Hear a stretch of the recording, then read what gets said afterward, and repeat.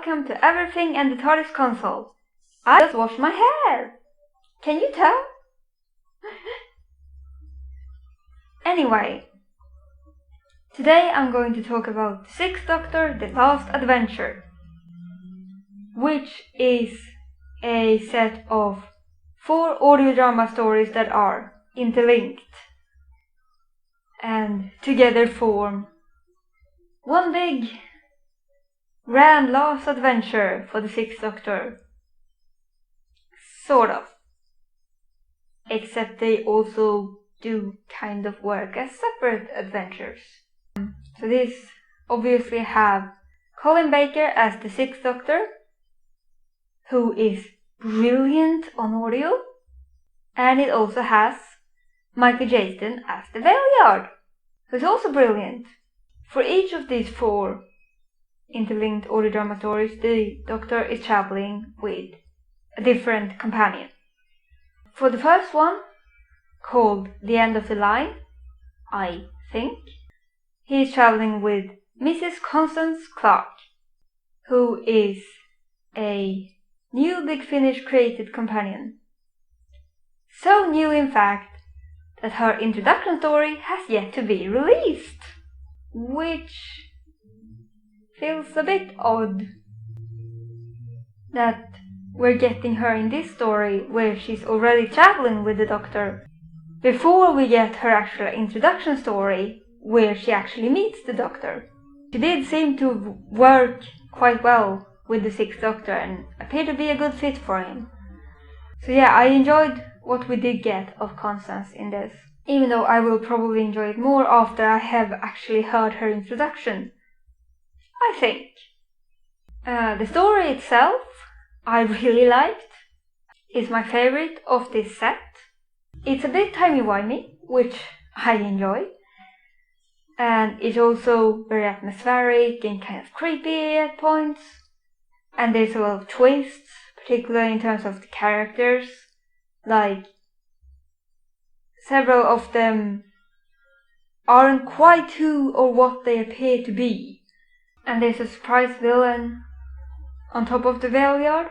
In fact, the Valeyard is barely in this first story.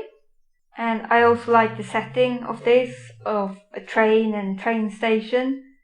It kind of falls into the category of taking something creepy and or unreal and putting it into a very real setting, or at least a setting that appears to be very real, very ordinary.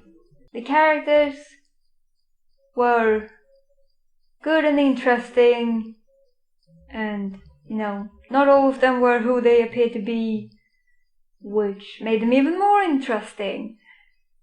I have one more thing to say about the first story, which is that it's the one that felt the most standalone of the 4 stories. The one that probably would work best on its own if you don't listen to the other stories.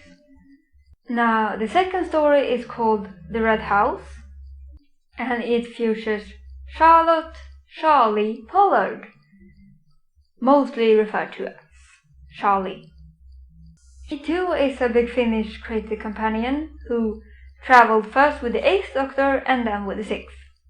In that order. And yes, if you haven't listened to the audios, that probably sounds odd, but it's true. From her perspective, she travelled first with the 8th Doctor, then with the 6th. And I'm not gonna explain how that works, because you'll have to listen to the audios yourself to find that out.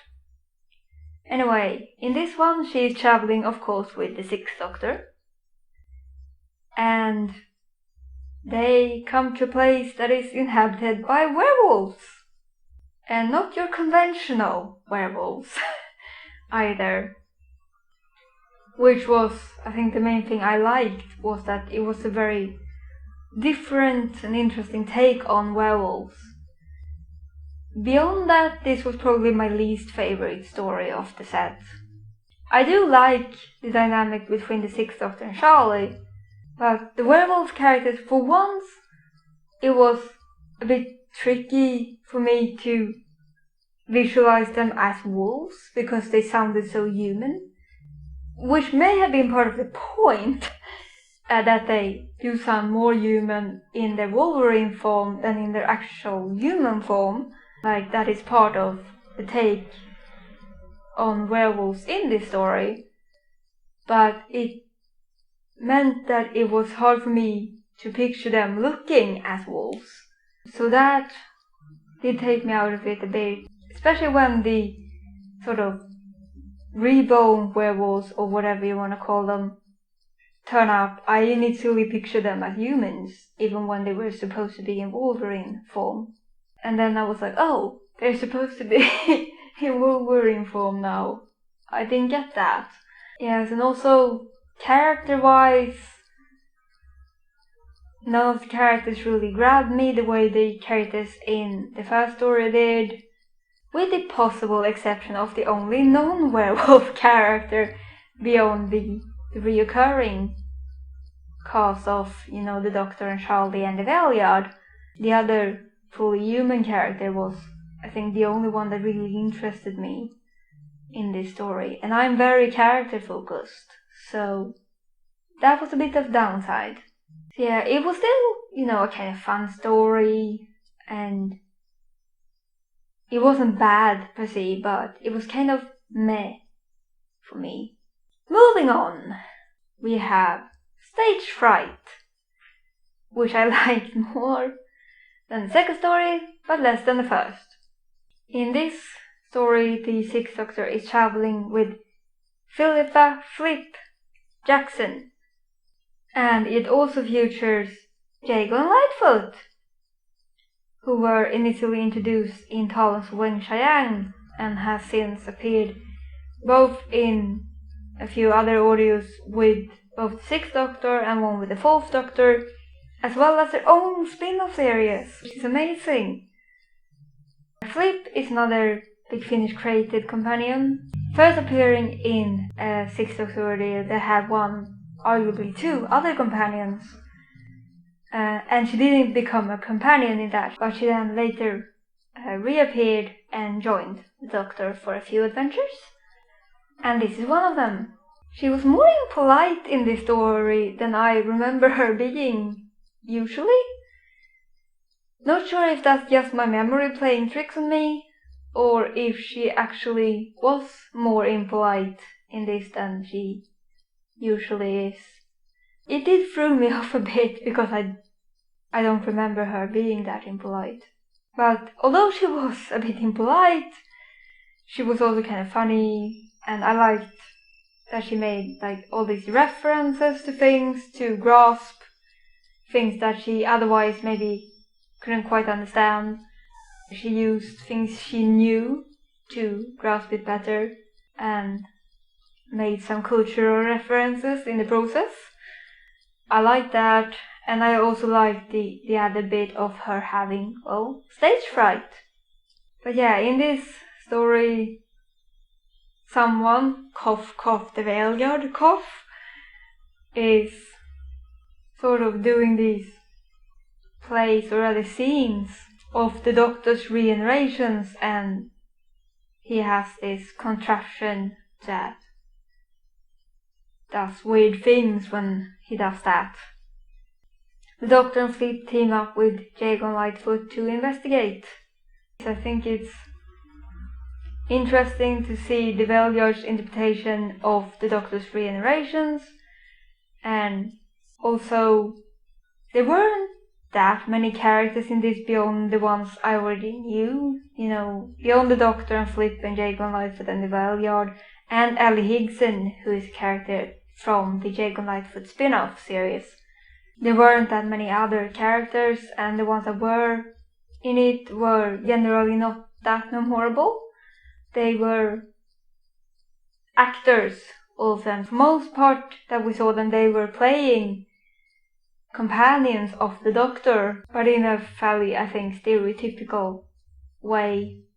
But thankfully I like all the characters that I did know. I really like Jago and Lightfoot, and I do like Flip, even if she was a bit impolite.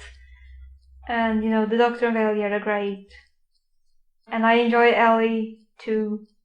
And I always like a good old Victorian adventure. Yeah, overall I did enjoy it. And now we move to the final act, the final adventure, which is The Brink of Death, in which the Doctor is traveling with Mel for like one scene in the beginning and another in the end.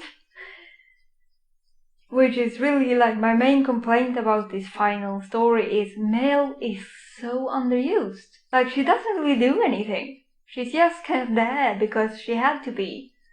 And although we get another really good and interesting character sort of in her place that is more of the companion character to the Doctor in the story, and that character was very good and interesting and one that I would love to hear more of, I still felt like, Mel is supposed to be the companion of this story, and I just wish that Mel would have gotten a bigger part of the action, Because I really love Mel. Like, I'm one of the few people who even liked her in the TV series. And I'm very happy that more people enjoy her thanks to the audios. And I really wish that we would have gotten more of her in this audio, because, she is the Sixth Doctor's final companion. She is the one that transitions from him to the Seventh, and I felt like we should have gotten more of her in this, and more of her reaction to the Doctor dying. Otherwise, I thought it was a pretty good send-off. It was a good sort of battle between the Doctor and the Valeyard, and it did have a great character in a sort of companion-like role. And Colin Baker's performance was also very, very good, and you really got the sense of his impending doom. And there was like this countdown, like the Doctor had less and less time to try and prevent the Valeyard from essentially taking over all of Gallifreyan history and later possibly the universe. I liked the resolution actually, and it was nice to have a little cameo. It's weird to say cameo when you're talking about an audio drama. I liked Sylvester McCoy's appearance. Overall I liked it, especially the end of the line, while the Red House was kind of meh, and the other two fell somewhere in between those on my enjoyment scale. I do wish that we would have had cameos, or at least a cameo from Perry, because Perry is such a central Sixth Doctor companion. Like, she was his first, and she was with him such a long time, and we don't even have the slightest appearance of her. We didn't even have the Doctor sort of hearing her voice or anything at the end.